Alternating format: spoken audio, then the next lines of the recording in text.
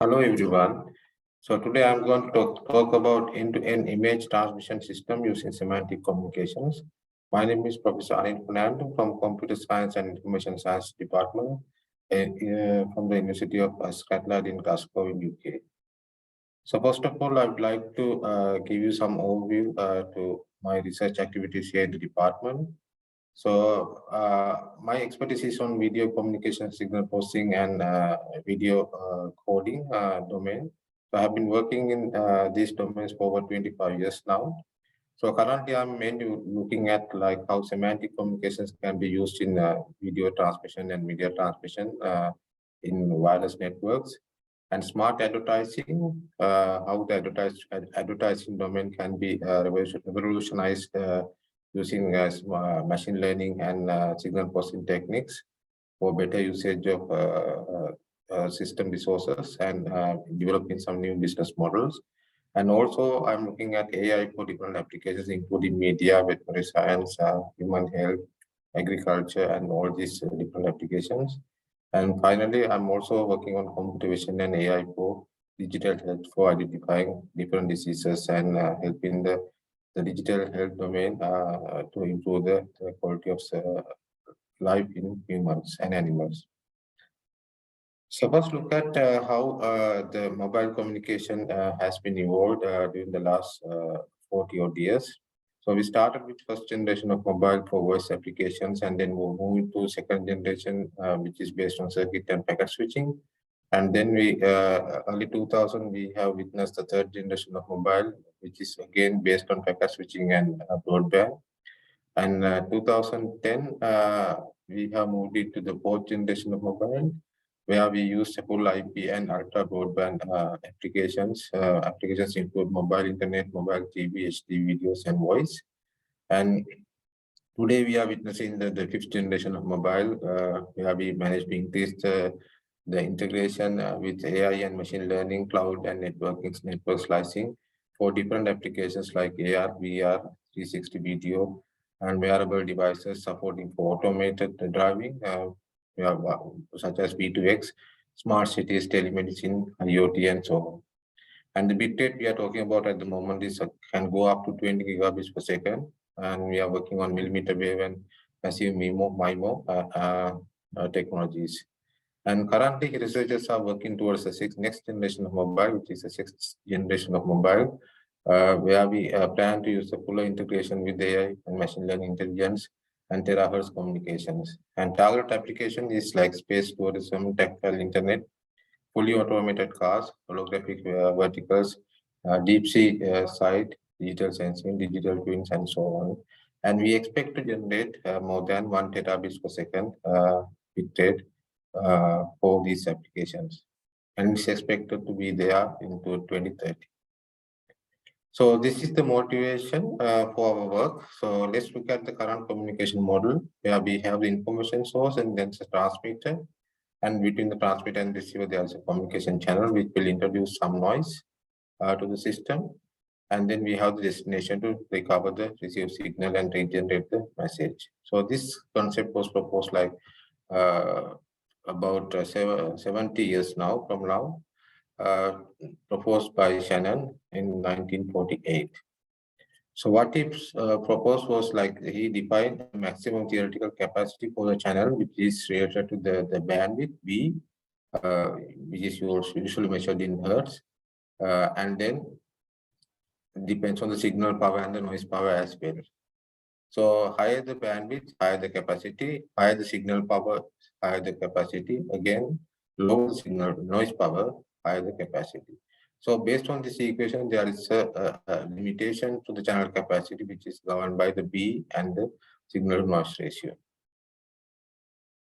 So what is semantic communication? The basic concept of semantic communication model is to consider the semantic meaning of the signal or the message apart from the technical problem, which is the conventional communication model. So Weaver and Shannon in 1949 proposed that a more general definition of the communication theory, and that should involve three levels of problems to be solved. So first one is the technical problem. So how accurately the symbols can be communicated or transmitted. And the second problem is they define is a semantic problem. How precisely do the transmitted symbols convey the desired meaning of the message? So that was defined as the semantic problem. Finally, they define the last problem, which is defined as effective problem. How effectively does the received meaning affect conduct in the desired way? So our focus is on the P2, which is a semantic problem. When we address the semantic problem, which is also addressing the first one, which is a technical problem. So this is an example of how semantic communication has been considered. So over the stack, we have the technical problem, conventional problem. We have the encoder, decoder. In between the encoder and decoder, we have the channel. So channel, of course, add some noise, and then receiver receive the signal, and using some signal processing techniques, we regenerate the signal at the receiver, which is kind of identical to the transmitted signal. So what is semantic communication? So we will try to extract the semantic meaning of the information from the source, and we define this as a semantic encoder. Now in this case, a kid is riding a bicycle. So that's the semantic meaning of this image on the left-hand side. So then that knowledge is shared between the encoder and the decoder. We call it local knowledge sharing. And some understanding of the semantic content of the image automatically will generate some misunderstanding of extracting semantic meaning of from the image will generate some kind of artifact which is defined as semantic noise here.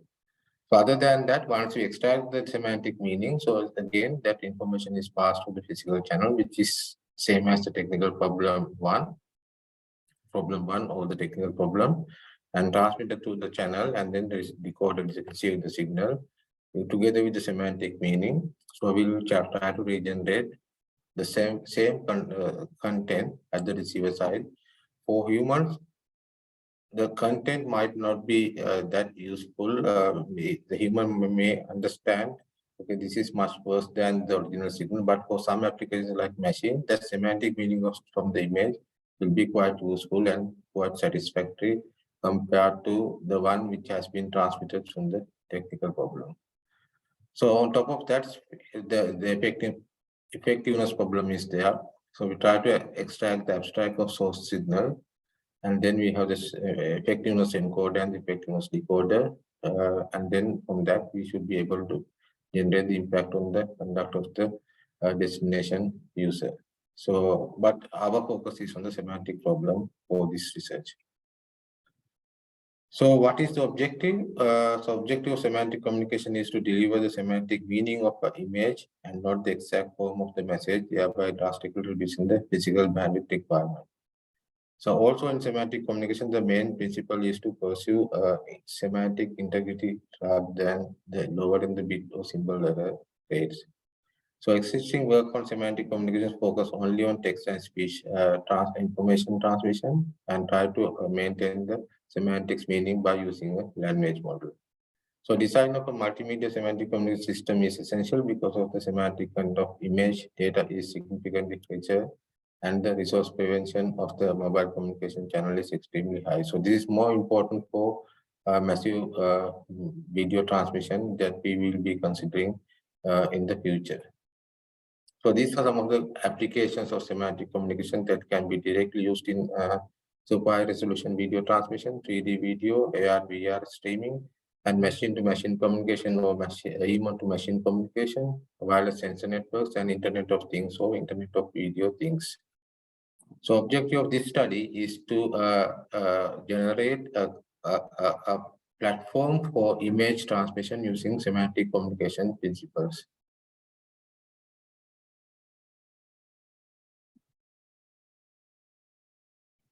So this is the proposed system. We have the transmit on the left side and the receive on the right hand side. So in this case, we have the original image. We try to segment the image semantically to generate a semantic segmentation map. And that map is transmitted to the physical channel. And then at the receiver, we make use of this semantic segmentation map. received from the encoder, and then use a machine learning model called Generative Adversarial Network, or GAN. And GAN is using this semantic map together with the shared knowledge between the encoder and the decoder to regenerate image at the receiving point. So during the transmission, there are some channel noise will be added to the semantic map. So our focus is to model a proposed image transmission model using semantic communication. So we use a knowledge-based sharing scheme between the encoder and the decoder, and we use COCO struct dataset to do all this testing. And we have training images about 118,000, and then 500,000 images are used for validation. And then subsequently we test this proposed system using the image database. So this is the architecture that we have used for our application. And here we use three different semantic map generation techniques. We have the original image. Then on the right-hand side, you can see that we have semantic segmentation B. A is the original image, B is the semantic segmentation. Labels with each pixel as defined the category. It merges the object of the same class. For example, in this class, we have the same color and so on. And second one is the instance integration method. So where we treat the objects of the same class as different instances. So we can see that in this example, the color of the class are different. And then finally, we have considered panoptic segmentation semantically separates things and identifies their instances. So this is the architecture of the GAN, where we have the input, and then we have the generator and the discriminator, and discriminator and the generator, they have the shared knowledge between them, and then generator tries to differentiate, so generate an image, and discriminator tries to understand whether the image is a real image or a fake image. So depending on that, we have a loss function, and loss function feedbacks to generator to regenerate another set of images, and then this process continues until discriminator identifies the generated image is a real image. So this is how the mathematics behind this again for this image classification. So generator generates an image and then tries to minimize the loss function, whereas the discriminator try to maximize the function VDG. And this is how we extract the image semantic map using the methods that I explained before: instance segmentation, semantic segmentation, and so on. So we have the original image, then the ground truth semantic map, and then the extractor semantic map on the right-hand side. And also we have considered different compression, basic compression algorithms for compressing the semantic map, which we generated from these techniques. And on the right-hand side is shows the what kind of compression rates that we have achieved in compressing the semantic map. So let's evaluate the results. So we have considered PSNR, or peak signal noise ratio, as the main technique for evaluating the compression artifacts of the transmitted image. And this is an example of how the image has been transmitted using semantic communication. The first row tells you the ground truth image, which consumes about 100 kilobytes, and semantic label only consume like about 6 kilobytes, which is 1/16 of the original data rate. And the third image on the first row gives you the channel output with the channel noise of 2.5 dB. And then semantic label with the error concealment. And on the right-hand side, the GAN generates a similar image at the receiving point. which semantically same as the original image.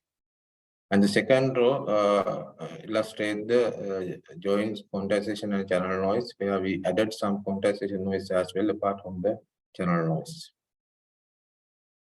And here is the results for different set of images for range of SNR values from 2 dB to 3 dB.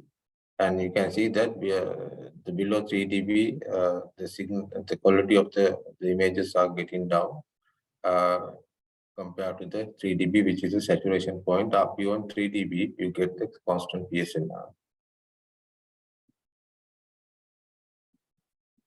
So this graph shows the image quality at different noise levels for generated images. So you can see that below 3 dB, most of the images are started to drop the PSNR quality, whereas beyond 3 dB, we maintain the same PSNR irrespective of the signal noise ratio. On the right-hand side, it shows the impact combined with joint quantization and channel noise for the image set that we have considered. So here are some of the actual results we obtained. The ground truth image is shown on the left-hand side, the first column. The second column shows the corresponding semantic label we generated. And third column on the left-hand side shows the semantically generated image at the receiver using the GAN. So you can see that semantically all these images on the left-hand side, the ground truth and generated image have their same meaning respective of the actual content of the image itself. So therefore, we can preserve the semantic meaning of this transmitted information at a much lower bandwidth. So on the right-hand side, it shows the effect of channel noise on semantic segmentation map. So some of these noise can be removed using signal processing techniques, and then we have used some of the error concealment techniques to remove these salt and pepper noise from the image. So it's an example. On the left-hand side, this is the noisy segmentation map. On the right-hand side, we managed to eliminate this salt and pepper noise using a median filter. And after that, we use this to the GAN as the input to generate the image. So what are the limitations of this study? So limitation is the GAN will fail if the semantic segmentation maps include edge distortions due to the channel noise. So what we have observed is the edge preservation is much needed to obtain better results at the receiving point. So the other point is semantic segmentation leaves out few unwanted objects due to the overlap of the pixel while constructing. So these are the two main limitations of the study. So our focus is on application of semantic communication for video content in low bitrate applications. So this is what we are doing at the moment. So we hope to get the initial results within a couple of weeks from now in transmitting the video using semantic communication. So if we manage to do that, so we will achieve a significant coding gain as well as some resource saving in transmitting the information for different applications, especially from machine to machine and human to machine communication. So one of the other issue is measuring the quality of the video transmitted content in relation to the human and machine perspective. So we need to use some of the quality models for addressing these things. So other important thing that we are considering at the moment is the effect of physical channel characteristics, different physical channels on semantic communication with real life situation like 5G test beds and 6G test beds. So if you consider the bigger picture of the semantic communication research, so developing a standard is a must. So we proposed to have a similar system like OSI model for the semantic communication. So introducing architectural improvements to the general architecture is also necessary, and developing a knowledge base for different tasks, based regeneration, object identification, defect identification, background reconstruction is also being under considered. So machine-to-machine semantic communication applications typically involve distributed sensing, distributed learning, and distributed consensus. So such as vehicle platooning and so on. So there are a lot of applications on machine-to-machine communication in the future. So developing metrics to measure the semantic noise related to the image, video, to measure human-to-machine perceived quality as well. That's another area that we should concentrate on developing a fully semantic end-to-end system. So the other option is the other main information is to develop a method for reducing the semantic noise. So with that, I conclude my presentation. Thank you very much for your time and the opportunity that I have received from you. Thank you.